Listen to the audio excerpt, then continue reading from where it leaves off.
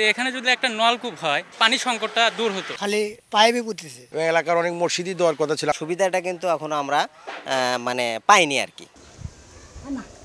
সেই হিসাবে সাবমার্সিবল পাম্পের মাধ্যমে বিশুদ্ধ পানির চাহিদা পূরণে আগ্রহী বর্গা চাষী জয়নাল সরকারি কোষাগারে জমা দেন ৭,০০০ টাকা সহায়ক ফি। কিন্তু বাড়ির উঠানে কেবল পাইপ বোরিংয়ে থেমে গেছে প্রকল্প।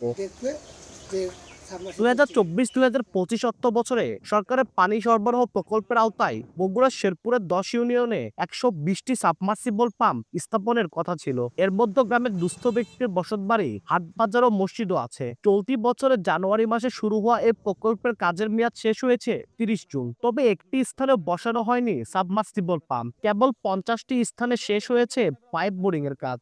ইতিমধ্যে টি ট্রেডিং নামের ঠিকাদারি প্রতিষ্ঠানটি ৯৭.৫ লাখ টাকার এই প্রকল্পের ১৩ লাখ টাকা বিলও উঠিয়ে নিয়েছে।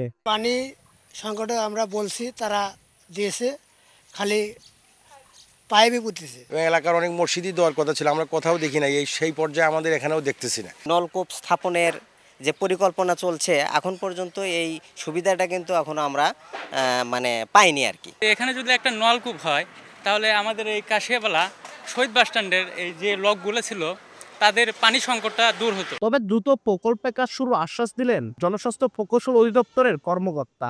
কাজের মেয়াদ শেষ, ঠিকাদারকে অলরেডি আমরা জানিয়ে দিয়েছি। প্রকল্পের মেয়াদ আমাদের এখনো আছে এবং মেয়াদ বাড়ানো হবে, সেই অনুযায়ী উনি দ্রুত কাজ শেষ করবে। প্রকল্পের আওতায় শেরপুরের প্রায় ২,০০০ মানুষ প্রত্যক্ষ ও পরোক্ষভাবে বিশুদ্ধ পানির সুবিধা পাবেন।